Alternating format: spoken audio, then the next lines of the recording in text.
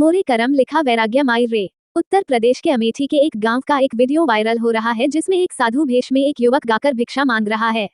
ग्रामीणों के अनुसार वह बच्चा लगभग 20 वर्ष पहले दिल्ली से अचानक कहीं गायब हो गया था। परिजनों ने यथाशक्ति खोजबीन किया और थाने में गुमशुदगी की रपट भी दर्ज कराई, लेकिन वह बच्चा मिला नहीं। उसका पता नहीं चला। घर वालों को आशंका हुई शायद वह अब जिंदा नहीं है या फिर किसी दुर्घटना का शिकार हो गया होगा। लेकिन अचानक वही बच्चा 20-22 साल बाद वापस अपने घर जोगी बनकर लौटा। इस युवा जोगी का पूर्व में पिंटू सिंह बताया जा रहा है।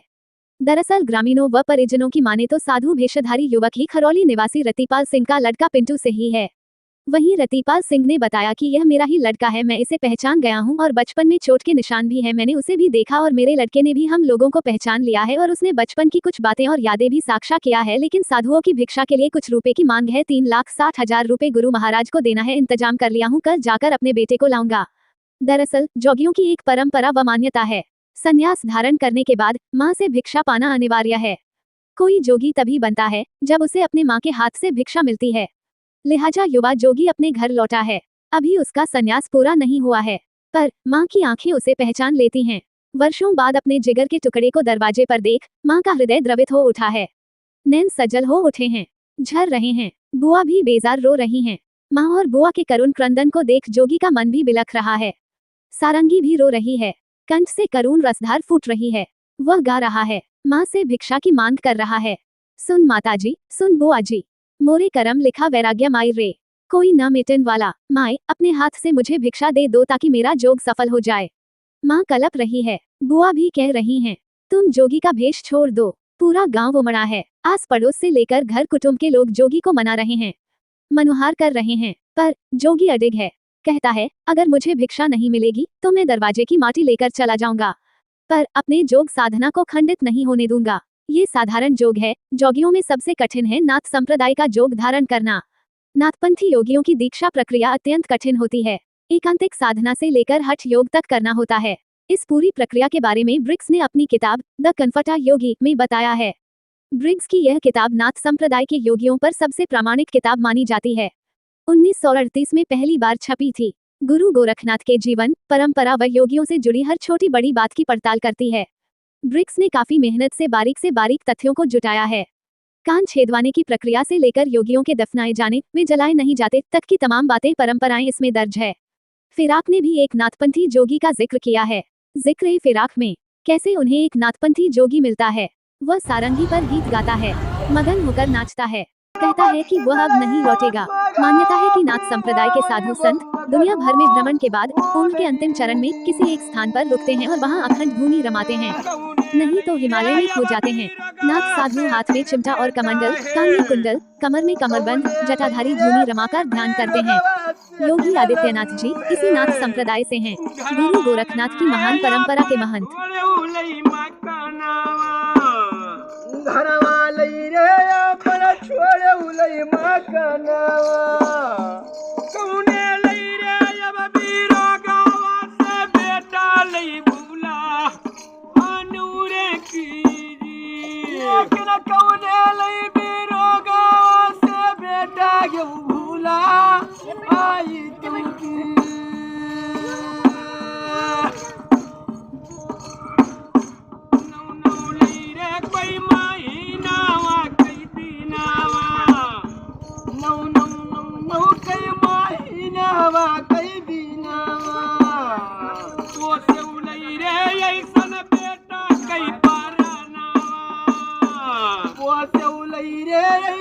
बबुआ कई पाराना आजा करमा कैली खानिया मांगन दरवा भी खैरे कीजिए। आज करमा कैली खानिया मांगन दरवा भी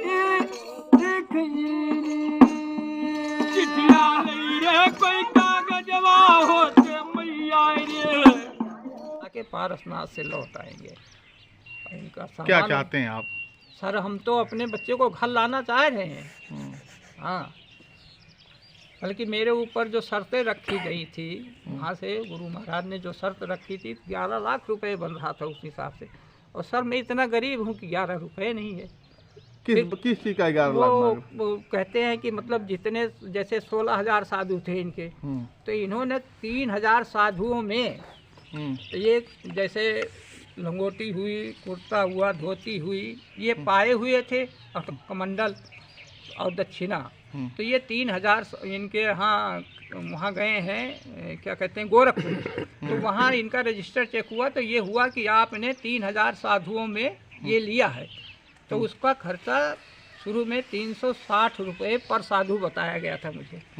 जो सर 3,000 साधु को जब हमने गुणा किया तो हमारे बस से बाहर हो गया। तो हमने कहा बेटा ऐसा करो, अपने गुरु महाराज से ऐसा कुछ करो कि मैं नहीं इतना कर पाऊंगा, मेरे बस का नहीं है बेटा, मैं अपना खेत भी बेच दूंगा तो भी नहीं छुड़ा पाऊंगा। फिर सर करते कराते बाद में उन्होंने कहा अच्छा आधा दे देना, 5 लाख 50 लाख 80 हज़ार। तो हम कहा हम भी नहीं दे पाएंगे। तो फिर मतलब 160 रुपये के हिसाब से बताया पर साधु का खर्चा। फिर मैं वो भी नहीं हुआ जुगाड़, तो फिर 360 पे 3,60,000 रुपये उनको हमें देना है सर। तो अब ये इंतज़ाम मैं किया हूँ, कल दूंगा सर, मजबूरी है। प्रशासन से क्या चाहते हैं? आपने मुख्यमंत्री से क्या कहना चाहें? हम मुख्यमंत्री जी से ये चाहते हैं कि किसी तरह मेरा बच्चा है सर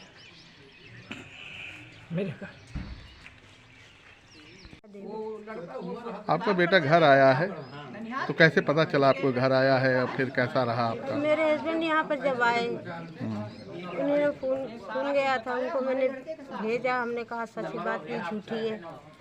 जब मालूम पड़ा सच्ची बात तो फिर मैं भी भागती हुई आई दिल्ली से। हाँ। तो कैसे मुलाकात हुई उससे आपकी?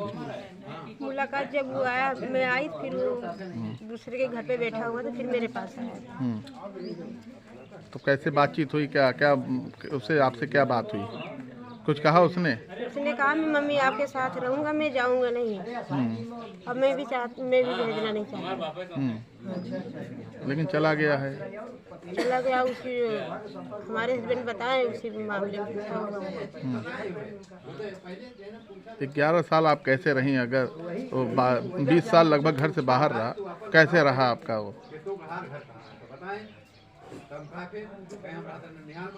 अब मैं माँ हूँ, मेरे भी बच्चे हैं, दर्द मालूम होगा कैसा होता है।